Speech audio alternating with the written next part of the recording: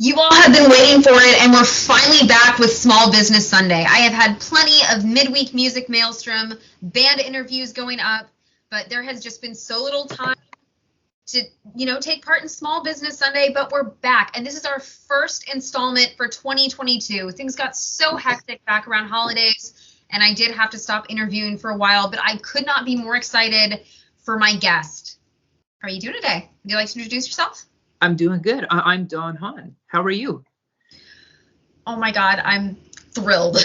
That's how Me I am. too. I'm thrilled. So I actually started, for those of you watching, Don Hahn is actually a magician who has a YouTube channel that blends one of my favorite things, history, with magic. I started just kind of following some different pages that looked interesting on Instagram, and yours got recommended under pages I might like. So I gave it a look, and I'm like, wow, this is really cool. And I started following you, and I'm like, okay, I have to check out his YouTube channel. And I really, really liked it. Like, it didn't seem like you were trying to be too theatric in your production, but you had such great presence. I thought the tricks were cool. I thought the way you talked about just these history topics was amazing. Oh, so thank you.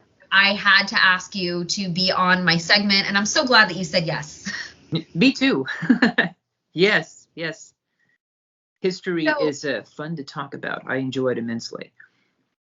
So being a magician, like that has to be something that's so cool. It's like, oh, so what do you do? I'm a magician.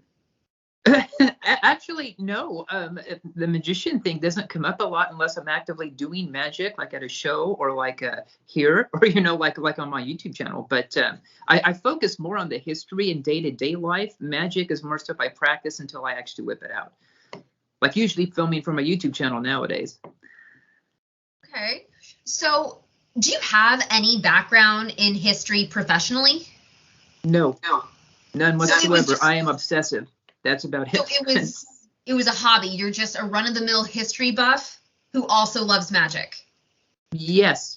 I started off as so professionally as a magician, definitely. But as I'm not like historian, I was raised mostly by my dad, who was also really into history. And so I started off with history by the time I could read. So yeah, I've been into history all my life, pretty much. Wow. Yeah. Oh, goodness. So are you someone who has like do you prefer to like pick up a good history book or like to watch a documentary? It depends on the documentary and it depends on the book. But I do read textbooks for fun because I'm weird. But I do like a good documentary. Yeah. It depends on the history too. All right. So how do you go about picking what you're going to talk about? Because describe your channel for me so viewers who maybe haven't seen it can kind of get an idea. Absolutely. I am a magician who loves history, and on the channel, I present historical events and historical mysteries by using magic. And I try to make them into digestible lengths, so that's not like a documentary. I don't know how you came up with that idea, but it was brilliant. So we all know, there's the murder, mystery, and makeup channel where Miss Ariel does her makeup while she talks about true crime. And now we have all these people that are kind of doing other things while talking about a topic, whether it's baking while talking about serial killers, or there was one girl who sews while talking about conspiracy theories. And now we have magic while talking about history. And I'm really hoping that this trend continues because we are getting excellent material from it. Yeah, I'm seeing a lot. I saw the cooking one. I thought that was pretty cool. So you get a skill and you get to learn more about history. I think that's really awesome. The idea, I actually had a couple of friends suggest, I should teach history. And I'm not a teacher. I'm not. I don't have the patience for that sort of thing. They should, because I've combined it with magic during my professional shows, like in Vegas, in little bits at a time, but nothing this immersive. Doing the YouTube thing, partially thanks to COVID, actually, I couldn't do shows. And so I decided that, since I was doing the YouTube thing on camera, I could be more immersive with the history, just make them all one big thing, like I've always wanted to do. It was kind of hard to do that live, though, because most of my magic in Vegas was in the hands of other people. It was very interactive, pick a card type of thing. But now on camera, it's history. History writes my script. You can have those different screen grabs that are referring to what you're discussing. Yeah. I really love, because I watched your videos like once I started following your channel, and I really love like the Knights Templar one. You covered, Black Bart. I really think that you've picked very good topics, and I think that that's part of what makes your channel more engaging, is that these are really interesting history topics that I don't think people immediately, like, it doesn't come to mind. Yeah, I try to stay off the normal train. I really like weird history, just off the wall. And I come across, I don't know why, it seems to come to me. I just start studying for one particular, like Knights Templar as an example, and I just come across all these weird sidetracks, and I write them down, and I come back to them, make an episode out of them. Yeah. I love it. So what kind of shows do you do most often off of YouTube? Anymore, this is pretty much it as far as magic goes. This is what I do. I work and I make YouTube and spend time with my family. That's my life right now, and study history on my lunch breaks. So since I have, interviewed a lot of music groups and musicians, we do talk about, kind of like the local music scene. Have you found that there is any such thing as like a magician community? Yes, definitely. Again, though, because of COVID, I don't go out very much. So like they have magic meetings in just about every city I've ever lived in. I'm just mostly into, doing my own thing. Or when I was in Vegas, I was more connected to the community out there. But even then, it was a pretty small circle. The magic community can be pretty big, especially if you were to go to, like, people wanting to learn magic in Vegas. There's Jeff McBride's Magic Mystery School. You can always look that up online. I mean, it costs a little bit of tuition, but if you're serious about learning magic, he's a really good teacher, and that community is pretty big. Oh, wow. Yeah. So where are you from? I'm from Sacramento, California. Okay, but you performed in Las Vegas. Yeah, we moved there years ago, and then we moved here in Kansas about 5 years ago, almost 5 years ago. Okay. Wow. Do you remember the first magic trick that you learned? Yes, it was a jumping quarter. So, okay, here's the deal. So my dad also, with the history, he also got me started in the magic. So he would show me all these sleight of hand things. Like before, like 3 and 4 years old, he'd show me, he was a hobbyist, so he did a lot of things. So he read it from books. When I was my 6th birthday, my mom and dad got me the Siegfried and Roy Deluxe Magic Set, and it had 101 tricks in it. But the cardboard box folded into a table that you could perform on. My dad used it more than I did because he's really into, so, but in the kit, it had this, and it was, those rubber poppers, there's like a rubber dome you used to get from the gumball machines. You fold it inside out, okay, and it would pop up after a couple seconds. It was the exact same thing made out of metal with a quarter printed on one side. It was just a very slight bevel. So you, look, I got a quarter, and you put it on the ground and it jumped. That was my first, yeah. It was pretty fun. I was 6. Now, how long did it take for you to learn magic to the point where you felt confident performing it in front of an audience? Confident? I mean, I tried doing it since I was 6. I'm a late bloomer, so it took me a while to get good at anything. When I was about 14, I turned really serious about making magic a lifelong thing, so I'm OCD, so I practiced 2 to 8 hours a day with sleight of hand. But at 16, 17, I was pretty confident about what I could do at the time anyway. I was a lot more confident then. Before then, it was touch and go. A lot of experimentation, a lot of messing up, learning experiences. Okay. Wow. So you said this goes back to your dad. Yeah. He's a good storyteller. That's his strength. He is a good storyteller. Yeah.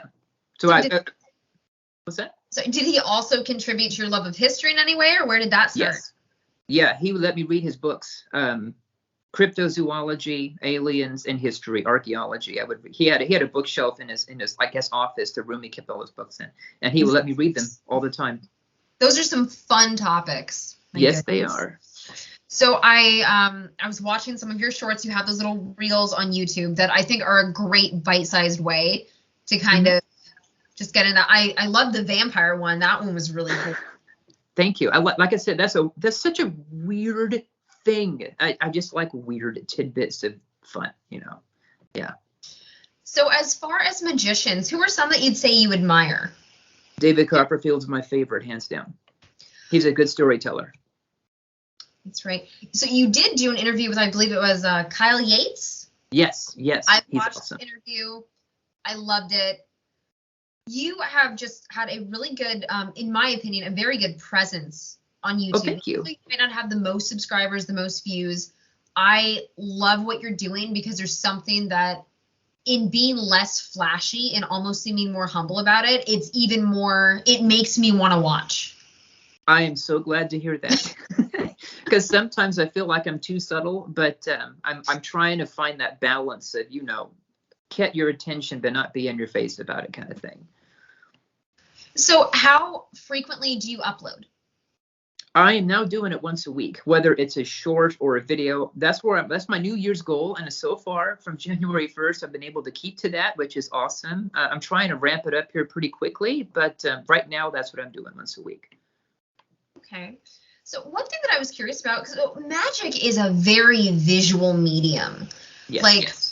People tend to stare at you more than other performers because they're like trying to catch the trick, trying to see if they can catch what you're doing. Yeah. So how do you get over that? Because I feel like you need to be any kind of performer, not have too much stage fright. But do you ever get intimidated by that because you feel the eyes on you? I used to, like when I was in my early 20s, first half of my 20s, until I was like,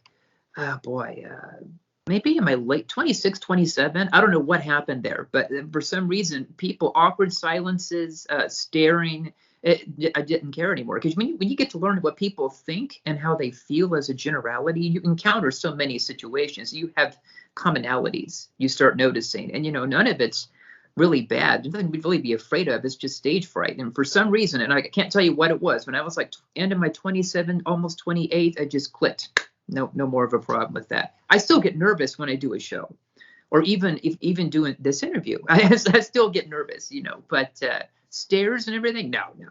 People looking at me, I don't have a problem with. Thank God. Have you ever messed up a trick in front of people? Like when you're performing? Yeah. Oh, yeah. You get good at making mistakes look like they're done on purpose when you make enough mistakes. Okay. I've made a lot of mistakes. Lots of learning experiences, yes. So when you decided that this was going to be a path for you, how did that make you feel? Like, did you start to feel more confident? Like, did you start to feel, this is something that I love just having my name attached to? Or was it something that you had to ease into more slowly? When it came to magic, it was a slow ease-in thing. Like I said, I didn't get confident until 16 or 17, and even then I was still shaky. But as far as the YouTube thing goes, I've never felt more confident in the direction I'm going than right now, which is weird because I love interacting with people, but I love the interaction I seem to get more interaction online now when I'm presenting the history with the magic, if that makes sense.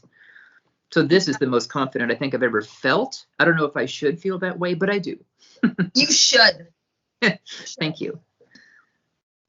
So how do you said that you love the weird history.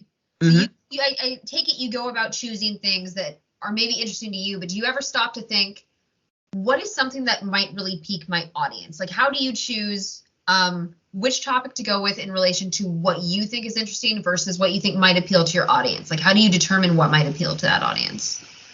As a magician, I have learned that mystery makes good entertainment, and people like mystery. So when I'm researching the history to find what I'm going to make an episode or a short video about, I always go for mysterious. So if it's not a well-known fact, so what I'll do is I'll look up a fact or a mystery, and I'll look it up online to see who else talks about it. And if it's all over the place, no, I'm probably not going to do it. But if it's not well covered, or if I feel like I can cover it in a different way, that's how I choose, because there has to be some kind of mystery there, otherwise people get bored. So obviously, like when you were doing the affection of war with the envelope. So how do you go about determining what trick is suitable for what you're talking about? Because there was a clear tie in there. Like, do you ever have to come up with certain tricks on your own?